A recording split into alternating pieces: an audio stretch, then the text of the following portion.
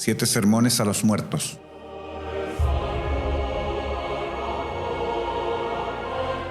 Siete exhortaciones a los muertos, escritas por Basílides en Alejandría, la ciudad donde se unen Oriente y Occidente.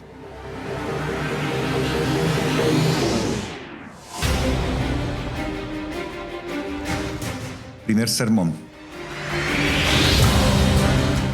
Los muertos regresaron de Jerusalén, donde no encontraron lo que buscaban. Pidieron que se les permitiera verme y exigieron que yo les enseñara. Y así les enseñé. Oídme. Comienzo con la nada. La nada es lo mismo que la plenitud. Es el eterno estado. La plenitud es lo mismo que la vacuidad. La nada está vacía y llena. Se pueden expresar también algunas otras cosas acerca de la nada, a saber, que es blanca o negra, o que existe o que no existe. Aquello que es infinito y eterno no tiene cualidades, puesto que las tiene todas. Nosotros llamamos a la nada o plenitud el pleroma. En él cesan el pensamiento y el ser, pues lo eterno no tiene cualidades. En él no hay nadie, pues si lo hubiera, estaría diferenciado del pleroma y poseería cualidades que lo distinguirían del pleroma. En el pleroma no hay nada y está todo. No es provechoso pensar en el pleroma, pues hacerlo supondría nuestra disolución. El mundo creado no está en el pleroma, sino en sí mismo. El pleroma es el principio y el fin del mundo creado. El pleroma penetra el mundo creado como la luz del sol penetra el aire en todas partes. Aunque el pleroma lo penetra por completo, el mundo creado no tiene parte de él. Como un cuerpo totalmente transparente, no se vuelve oscuro o claro como resultado del paso de la luz a través de él. Nosotros mismos, sin embargo, somos el pleroma. Por lo tanto, el pleroma está presente dentro de nosotros. Aún en el punto más pequeño, el pleroma está presente sin ataduras, eterna y completamente, pues pequeñas y grandes son las cualidades ajenas al pleroma. El pleroma es la nada que está en todas partes y está completa y es infinita. A causa de ello, hablo del mundo creado como una porción del pleroma, pero solo en un sentido alegórico, pues el pleroma no está dividido en porciones, puesto que es la nada.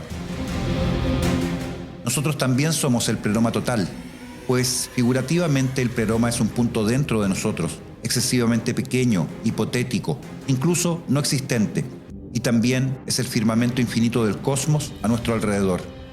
Sin embargo, ¿por qué hablamos acerca del pleroma si es todo y también la nada?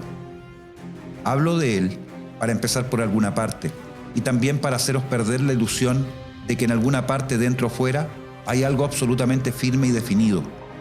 Todas las cosas llamadas definidas y sólidas son solo relativas, pues únicamente aquello que está sujeto a cambios parece definido y sólido. El mundo creado está sujeto a cambios, es lo único sólido y definido, puesto que tiene cualidades. De hecho, el mundo creado no es más que una cualidad. Hacemos la pregunta, ¿cómo se originó la creación? Las criaturas sin duda se originaron, pero no el mundo creado mismo, puesto que es una cualidad del pleroma, de la misma manera que lo no creado. La muerte eterna también es una característica del pleroma.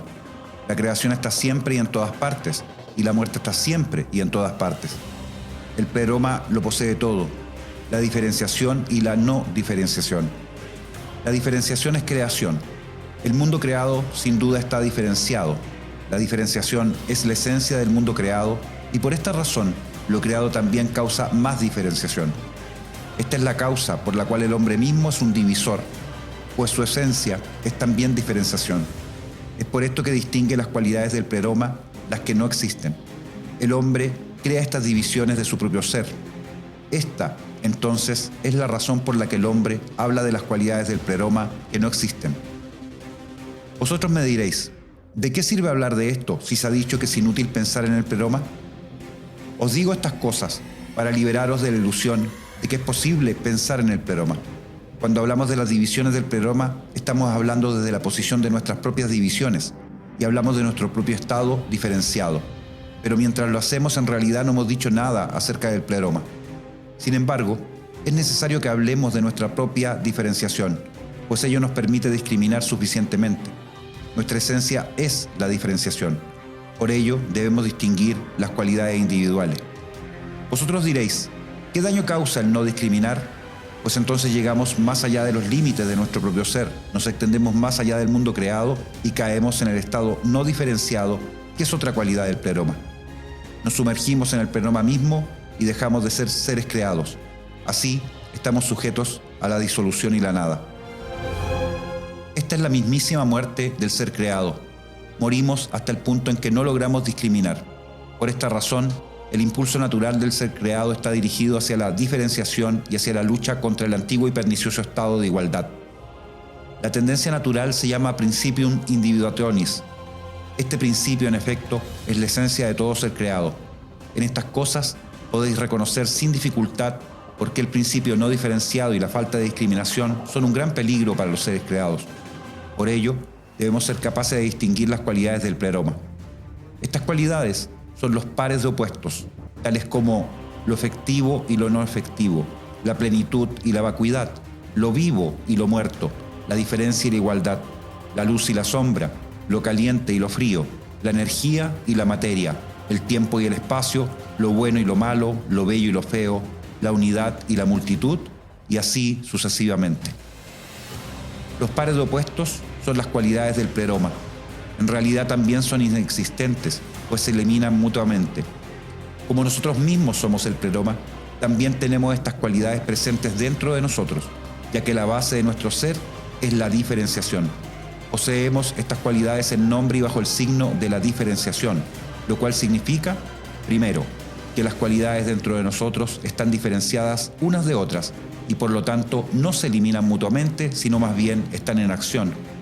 Así es como somos las víctimas de los pares de opuestos, pues en nosotros el pleroma está dividido en dos. Segundo, las cualidades pertenecen al pleroma y podemos y debemos participar de ellas solo en nombre y bajo el signo de la diferenciación. Debemos separarnos de estas cualidades. En el pleroma se eliminan mutuamente, en nosotros no lo hacen. Pero si sabemos cómo conocemos como seres aparte de los pares de opuestos, entonces hemos alcanzado la salvación. Cuando luchamos por lo bueno y lo bello, nos olvidamos de nuestro ser esencial, que es la diferenciación, y somos víctimas de las cualidades del pleroma, que son los pares de opuestos. Luchamos para alcanzar lo bueno y lo bello, pero al mismo tiempo también alcanzamos lo malo y lo feo, pues en el pleroma son idénticos a lo bueno y lo bello. Sin embargo, si nos mantenemos fieles a nuestra naturaleza, que es la diferenciación, entonces nos diferenciamos de lo bueno y lo bello y así inmediatamente nos diferenciamos también de lo malo y lo feo. Esta es la única manera de no fusionarnos con el pleroma, es decir, con la nada y la disolución. Objetaréis y me diréis, has dicho que la diferenciación y la igualdad también son cualidades del pleroma. ¿Cómo es entonces cuando luchamos por la diferenciación? ¿Acaso no somos fieles a nuestra naturaleza y debemos finalmente también estar en estado de igualdad mientras luchamos por la diferenciación? Lo que nunca deberíais olvidar es que el pleroma no tiene cualidades. Nosotros somos quienes las creamos por medio de nuestro pensamiento. Cuando lucháis por la diferenciación o la igualdad o por otras cualidades, lucháis por pensamientos que fluyen hacia vosotros desde el pleroma, es decir, pensamientos acerca de las cualidades inexistentes del pleroma. Mientras corréis detrás de estos pensamientos, caéis de nuevo dentro del pleroma y llegáis a la diferenciación y la igualdad al mismo tiempo. Vuestro ser y no vuestro pensamiento es la diferenciación. Es por ello que no deberíais luchar por la diferenciación y la discriminación tal como las conocéis, sino luchar por vuestra verdadera naturaleza. Si en realidad lucharais, no necesitaríais saber nada acerca del pleroma y sus cualidades, y aún así llegaríais al verdadero objetivo gracias a vuestra naturaleza. Sin embargo, en vista de que el pensamiento nos aleja de nuestra propia naturaleza, debo enseñaros el conocimiento con el cual podréis mantener vuestro pensamiento bajo control.